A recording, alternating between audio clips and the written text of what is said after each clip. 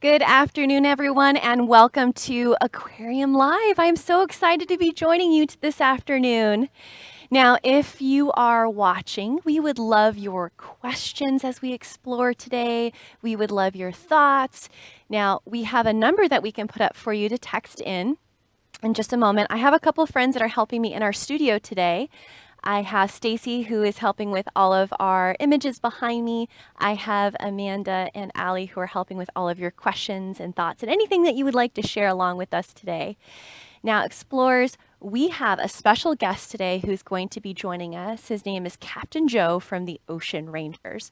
Now, you can be an Ocean Rangers along with us too, and I'm going to teach you the official Ocean Ranger salute. Are you ready? Okay, you take your two hands, you make your best fishy face, and you go.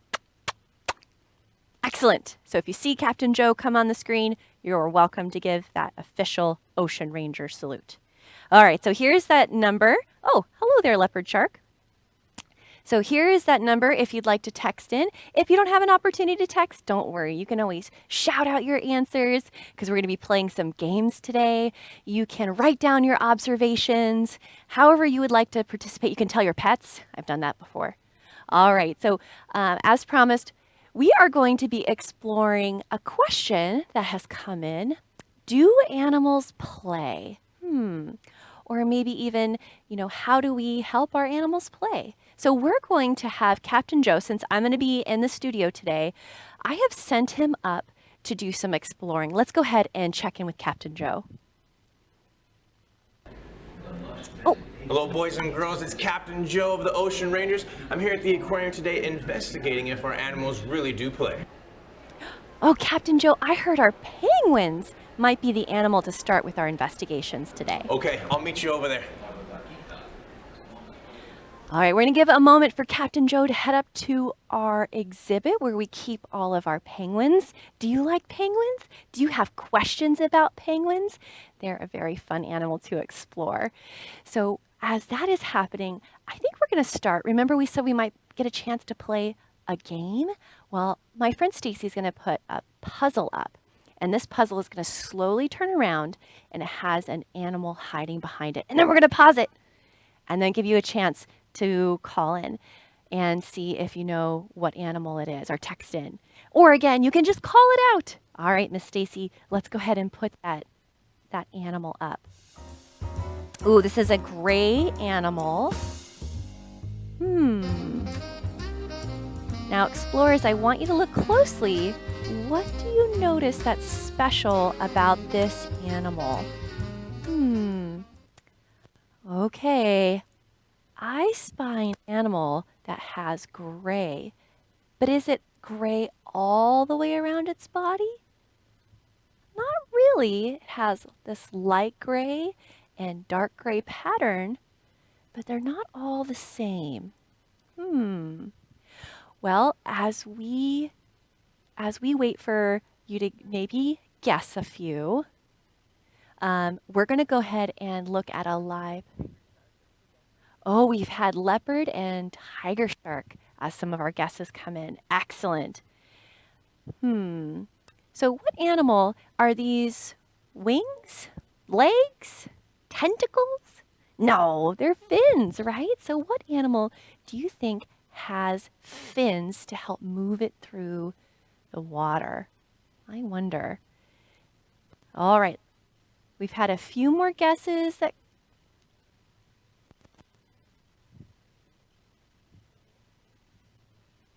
All right, we're getting some of your responses in right now. Feel free to keep sending those in. We're going to go ahead and finish up our puzzle here. Oh, there's another fin right there. What animal has that big fin on the top? You got it, a shark. And I think we've had a lot of people who have guessed shark. And in fact, some of you even guessed a leopard shark. All right, we're going to share a few of those names. So Jake and Christian and Carter and Elan and Tiger Shark from Aman and Isham. Those are excellent guesses. I could see how you would say shark. Let's go ahead. Oh, and we had another guess as a horn shark, which live in the same home or habitat as a leopard shark. Let's go ahead and look at our webcam view. Oh, can you find it? Yes! Taking a little afternoon siesta right at the bottom here. So this is one of those sharks that can rest at the bottom. So you may have heard that all sharks have to keep swimming all the time. Well, you can see that that's not exactly true. There are some sharks. Can you see its gills opening and closing? They can open their mouth and they can allow water to come through their mouth and over their gills to help them breathe. And sharks have 5 of these gill openings. You can almost see all of them as they come in. Now, this is one of our live webcams, which I think are really fun to watch. And you can watch these on our website too. And they'll give you a view of a kelp forest habitat. So this is a place where the water is nice and cold. In fact, a little colder than I would like to swim in unless I'm wearing a scuba diver wetsuit. But I do like to scuba dive in these habitats. And sometimes, if I'm very lucky, I will see a leopard shark. And they're a pretty good sized animal. So if you were to stretch your arms really wide like this, they can be 2 of those long, like about 3 feet times 2. So they can be about 6 feet long when they're full grown. And when they're babies, sharks are called pups. Isn't that cute? And this shark can have over 20 pups at a time, little babies. So Armin and Isham asked, why do penguins waddle? Oh, I am so excited that you asked that. Well, if we think about a penguin, and maybe we'll go to our penguin webcam just so we can take a peek at them. If we think about penguins and we think about their shape, that might give us a clue of why they waddle. And I love that word. Can everyone say waddle? So when you waddle, this is kind of a waddle, right? So they don't have kind of those long, elegant legs of maybe other birds. They have these little short legs, which are excellent for swimming. But when they're out on land, it changes the way they move through their home. So in the water, we need really thick, kind of stout legs to help them paddle and kick through their habitat. Oh, look, they're calling. We can't hear it right now, but this is them braying. They make kind of like a donkey sound. Isn't that interesting? And then they have these big paddle-like feet that help them kick through their home. So let's go ahead. I'm so glad you asked those questions. And if you have more questions, don't forget you can always text in. Let's go ahead and connect with Captain Joe. I think we got a message that he made his way up to our penguin home. Captain Joe, are you playing? You're supposed to be working. Oh, hey kids. We're here at our Magic Land and Penguin exhibit. We're just taking some observational data to see if we do have penguins that really play here at the aquarium. Okay, Captain Joe, maybe we can get a closer look at this exhibit. Okay, I think we caught Captain Joe playing on the job. So maybe it's not just our penguins who like to play. Do you like to play? Yes, you probably do. So we'll go ahead and let's take a closer look at this habitat.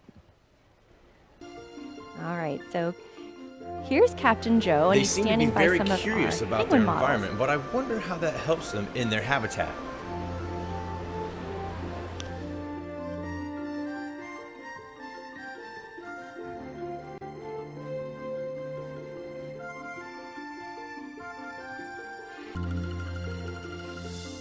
All right, so here's our habitat. You can see, oh, look, we can see them swimming. We were talking about that earlier, right?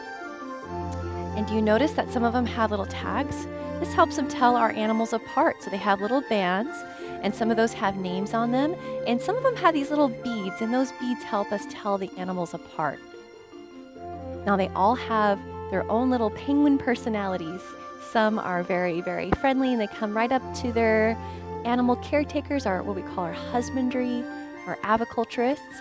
And some of them are a little bit more shy. They all have their own little personalities, and they interact with each other a little bit different. Okay, some other questions have come in, explorers. Great job. Why do penguins only eat fish? And so we'll start with that question. So there are different kinds of animals, right? Some animals just eat vegetables and plants. Those are our herbivores. Some animals just eat meat, which are carnivores. And some animals like us, we need a little bit of everything. Those are omnivores. So a little bit of veggies, a little bit of meat, or I like to call them the omnivores. They eat a little bit of everything. Penguins are carnivores, and they have special ways special adaptations for them to grab and eat their fish. And that's why they live mostly in the water. So sometimes people ask, well, why can't penguins fly? Why do they live just in the water? Oh, here we go.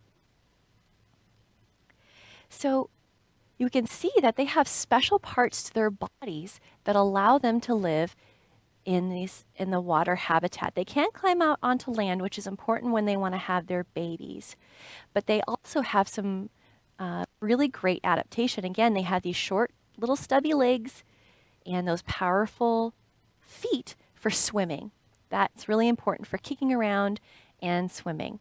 And then you'll notice that their wings, because they are birds, are like paddles. So Dex had asked, what do penguins use their flippers for?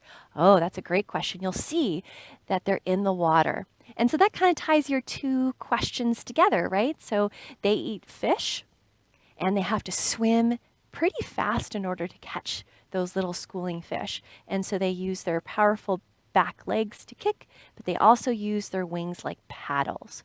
And their bones are heavier than other birds to help them sink in the water. So that's really important. We had another question, why do turtles walk slowly? I think that's a great question. So there are sea turtles that live in the ocean, and they have paddles that help them swim. And they actually can swim pretty fast if they want to. But when they get on land, those paddles, kind of like the penguins, who are better suited in the water, a little faster in the water. When they get out on land and they want to move around, they're a little slower because they don't have legs like their cousins, the tortoise. So a tortoise is their land relatives, and they have legs. And they still don't move very fast, do they? So they are able to tuck their legs inside of their shells. But they're not really made for speed. Their adaptations are to hide in their shells, those tortoises, if they get in trouble.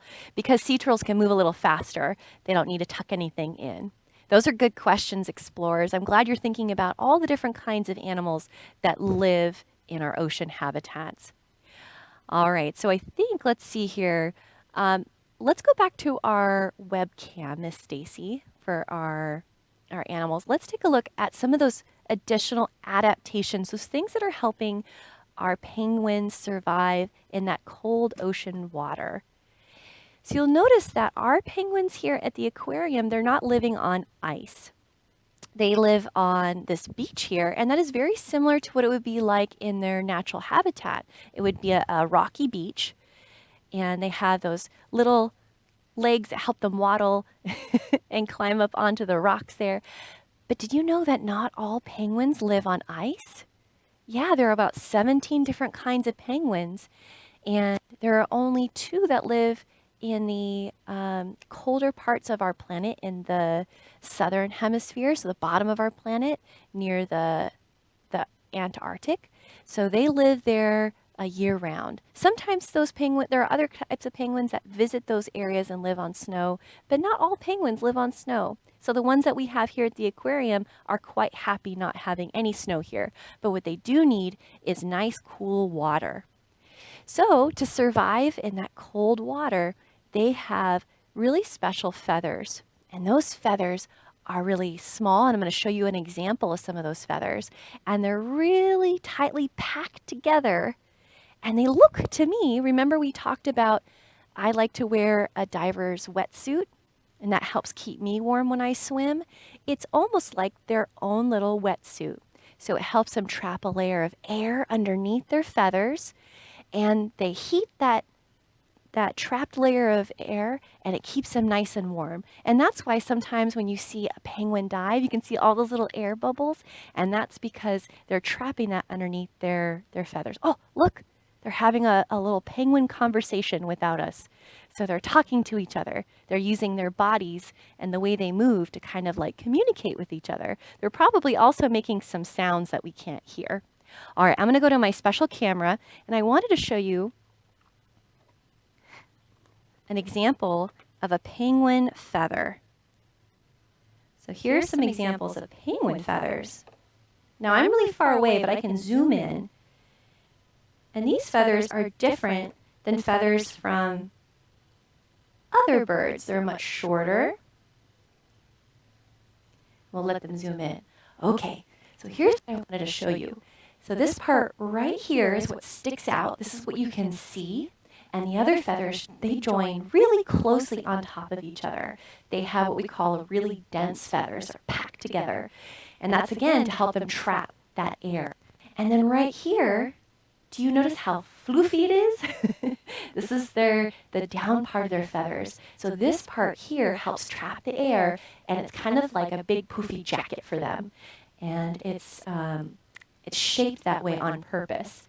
Now, if the penguin has nice feathers, it's able to keep them nice and clean and healthy, then they're able to stay pretty warm. Their skin doesn't really touch the water. Now, they are pretty hard on their feathers, right? They have to come in and out of the water. Sometimes they move against the rocks as they come in and out. So every year they have to replace their feathers, and that is called a molt. And they come out on the land. They first eat a whole lot to make sure that they don't have to go fishing. And then they stay out. They actually get pretty chubby. And then they lose all of their feathers. And they call it a molt. And they're pretty funny. They're a little chubby and they're grumpy because they're losing their feathers. It's itchy. You can see them pulling out. It looks like they've lost a pillow fight. And it happens even with our penguins here at the aquarium. So just wanted to show you these special feathers because they're pretty interesting. All right, let's see what we have next. Okay, we have Captain Joe, who's been making some observations. Let's go ahead and just check in. All right, so he looks like he's been taking some good notes for us and recording some of that behavior, which we like to do. Oh, are you right by? This is, by the way, this is the emperor penguin. This is a life-size model of the largest penguin on the planet. You can see in comparison, Captain Joe has to go all the way down onto his knees in order to be the same height. It's still a pretty big penguin, up to 100 pounds. That's pretty incredible. All right, Captain Joe, let's have you next talk to someone who takes care of our penguins. All right, so we've sent Captain Joe on a mission. While he does that, let's go ahead and, we have some questions that have come in. Carter says Carter has made an observation. We are animals too, and we play so animals do too. Oh, sounds like a prediction like scientists make. Oh, I like that. And then Wyatt has asked, how long can penguins be on land? That's a great question. So when they come up to molt and to have their young, they can be weeks on land, and that means they're not eating very much. We offer our penguins food all the time, but sometimes because they're so used to this normal cycle of coming out and not eating for a period of time, they're not as hungry. But when they're not replacing their feathers in that molt or having their babies, they're usually on land to rest at nights because they can't really see it in the dark, so they hunt mostly during the day, and then they'll come out and find some rest at night. And then one explorer mentioned that the last time they visited the aquarium, they saw penguins playing. Oh, so we have maybe some evidence that they've seen some of the penguins. All right, so it sounds like collectively we're kind of all putting our ideas together and making some predictions that penguins do play. And then, we have another question here. What is a baby penguin called? What do you think, explorers? What do you think we would call a baby penguin? Well, let's think. What kind of animal is a penguin? It looks a little bit different than its cousins, right? It's related to other birds, so it's a bird. And so we call them chicks. And they're pretty cute. They look like little dinosaurs when they hatch to me. So they're penguin chicks, and they can have 1 to 2 eggs that they lay per breeding season. And then Dalen asks, why do some penguins not live in the ice and snow? Oh, that's a good question. Well, sometimes animals find homes in places because there's good food.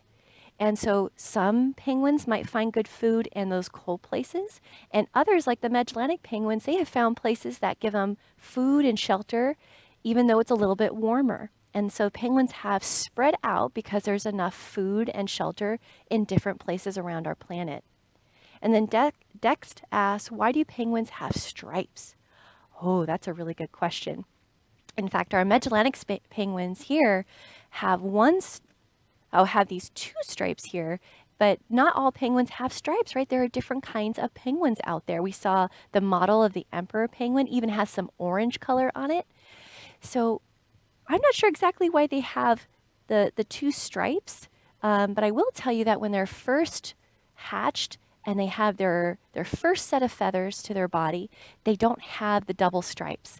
They kind of have this grayish blue color on them. They still have like a lighter belly, so they look a little bit different.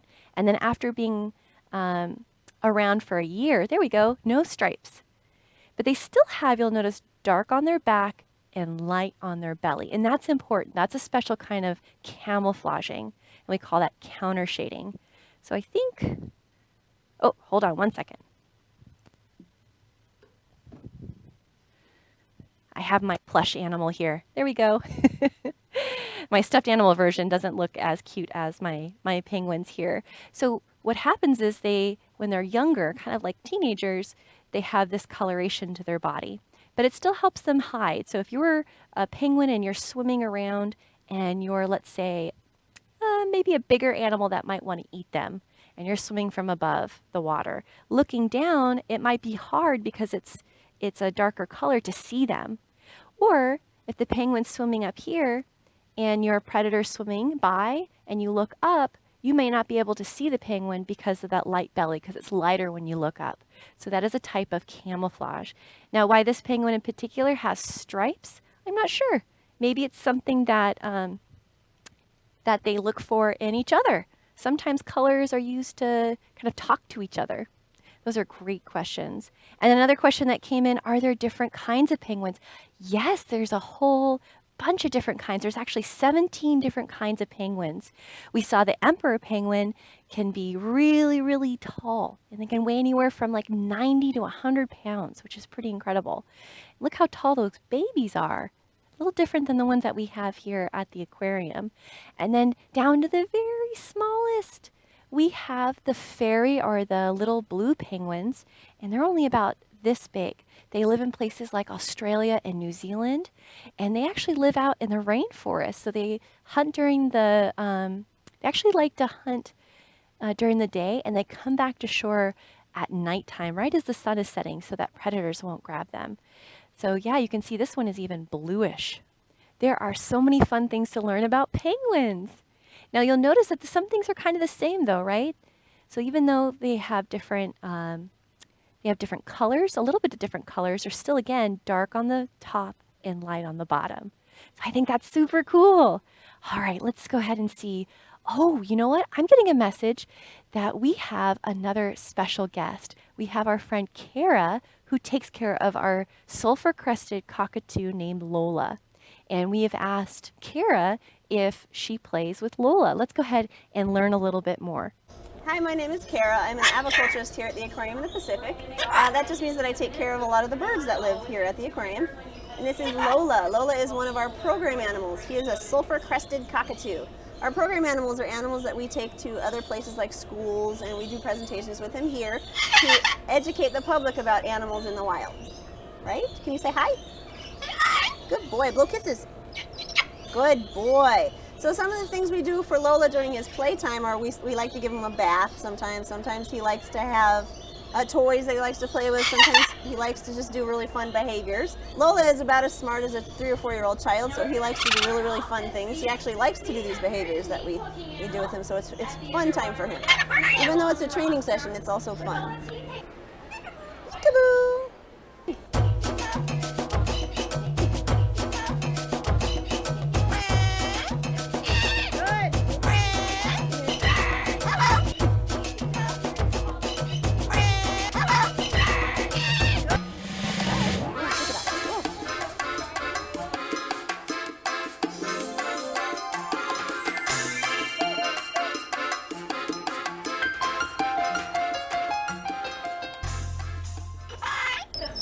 Good boy. Oh my goodness. So we just met another type of bird that lives here at the aquarium. And Lola likes to come out and meet people who, when we're open, visit the aquarium. So that is a bird that lives on land and a little bit different, but we just found out that Lola loves to play. So Lola has lots of different things that he's able to do to help keep his mind busy and keep him nice and active, kind of like PE class. So, so a little bit of kind of like school and PE put together, right? All right, we have lots of questions that are coming in, and I just found out, so I just want to clarify that a lot of penguins don't hunt at night because it gets dark. It might be a little harder, but I just learned that penguins actually have pretty good sight even in the dark. But it might be that it's just better to hunt during the daytime. It is easier because there is, of course, more light. So Armin and Ishan had asked, why can't penguins see well in the dark? But Miss Amanda had found out that scientists say that actually some of them can see quite well in the dark. So thank you, Miss Amanda, for looking that up. I learn all the time. And then why can't penguins fly? So we talked about penguins having slightly heavier bones. So believe it or not, most birds that fly, I should say, they have lighter bones because they're not filled in like our bones. Their bones look kind of interesting. They're mostly hollow and they have kind of like crisscrossing parts on the inside. Now, if you're a penguin, those parts are heavier. They have more on the inside of their bones that are thicker and helps weigh them down. So they've kind of had a trade. So instead of being able to fly, they swim a lot better because they're able to sink down a little bit faster. And so sometimes animals have these trade-offs. For another bird that may fly, they may not be able to get in the water and swim around as well. So it just kind of depends on meeting their needs, which is eating. Okay, and then Nora from New York asked, why do penguins eat fish? Oh, they have special adaptations for eating fish. So for them, that is something that they've specialized in. They even have these little projections from their mouth. They have these little palpulae, these little extra things that stick out of on the inside of their mouth and around their tongues. So right on the inside of their mouth. And that allows them to not only grab their fish, but it makes sure the fish doesn't slide out. And you can see their beak. The inside of their beak is even kind of wavy to make sure the fish doesn't slide out. So they have all these special features or adaptations that help them survive. Oh, and then another question came in about another ocean animal, this one about sharks. What do sharks do mostly? That's a great question. Well, they probably spend a lot of time, depending on the shark, I should say. Some sharks spend a lot of time swimming. And some sharks spend a lot of time resting at the bottom. So the ones that are swimming, maybe they're just kind of keeping an eye out for predators. Sometimes, oh wow, look, here's one of our mangrove rays. Hello, mangrove ray. This is an animal that actually spends quite a lot of time at the bottom, but can swim around and explore its habitat. And here's one of our blacktip reef sharks. So this animal, remember we were talking about how some sharks can hang out at the bottom all the time and some have to swim? This is one of the sharks here, the zebra shark, that can hang out at the bottom. But our blacktip reef shark has to swim constantly in order to breathe, to move water through its mouth. Let's see. Oh, it's almost 2 o'clock and our sharks get fed at that time. So I think that's why everyone is moving around. So some sharks may be at the bottom for a long periods of time, and some are actually going to be swimming. And let's see, are puffins also penguins? That is a great question. So puffins and penguins have some things in common. They're both black and white, mostly, and they often live in colder places, but puffins live on the top parts of our planet, so the northern hemisphere, and for the most part, penguins live on the southern hemisphere. And so they're both using pretty cold water to help them find fish as food. Some penguins, though I will say, eat smaller prey like little krill. And let's see, I think I have an example. There are these little shrimp-like things that they're able to grab. And so they will eat things like krill and small schooling fish. But you'll see that they have some similarities, right? They have these nice big webbed feet to help kick them through the water. A big difference, though, between puffins and penguins is that a puffin can fly. They're not great at flying, but they can fly. And they have their nests pretty high up on the cliffs, whereas penguins, although they can climb up onto rocks, they're not putting their nests really high on cliffs. So they are different. I'm so glad you asked that question. And there are different kinds of puffins. This is a tufted puffin. I like that word. To me, it looks like this bird is wearing a big sweater, turtleneck sweater, and it has its hair kind of flowing out of the top. So I don't know if you've ever worn a turtleneck before, but this is the winter colors for the tufted puffin.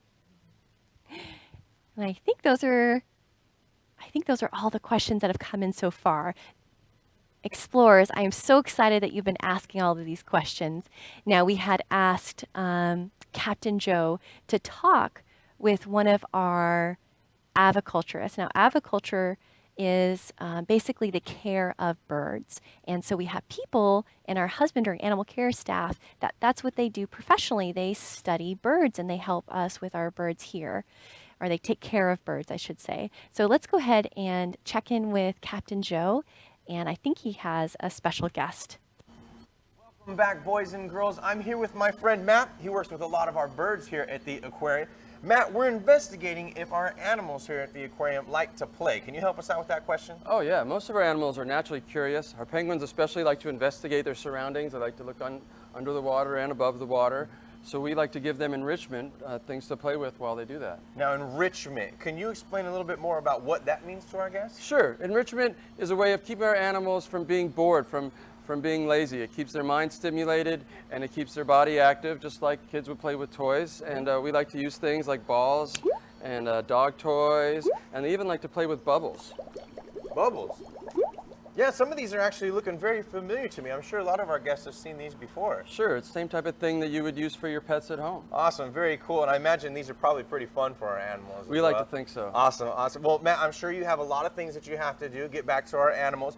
If it's okay, do you think I can maybe hang out with these toys for a little while and maybe play with our penguins? Maybe for a little bit, but they're going to want them back because they use their enrichment every day. All right, well, I'll go ahead and I'll bring them back to you for sure. Matt, thank you so much. Back to you at the studio. All right, thank you, Captain Joe. Wow, so you made some really good observations, and also you helped us explore by sharing some of the things that you've seen or that you know about animals like our penguins. So we did find that some animals do play. Did you see all those toys? Yeah, and some of you may have actually seen some of those enrichment toys that we give to our animals. So that is something that penguins do. They do play. I love hearing more about our penguins. All right, so we did have a couple last questions before we wrap up today. How long can penguins live? So Magellanic penguins, they average anywhere from about 10 to 20 years, but they have been known to live closer to 30 years. In fact, they can live up to about 30 years at a place like an aquarium. And they have, in their natural habitats, been recorded to live around 28 years. But that doesn't mean that's the longest. That was just how long they had been recorded by a scientist. I think that's really incredible. That in an aquarium setting, they have been known to live longer than that 20-year mark. So if you're interested in joining our penguins, remember that you can always tune into our live webcams. I think they're always fun to watch. And you can even see them, like I said, talking to each other. And you can see them when they lift their heads up, they're calling to each other. If you have questions and you weren't able to ask them live during our show, I just wanted to make sure everyone knew about our email address that we have live at lbaop.org. You can always email in your questions, and our education staff are excited to reply to you. Thank you, explorers. Did you remember your Ocean Ranger salute? Should we do one last salute? All right, here we go. All right, take care, explorers. Have a good day.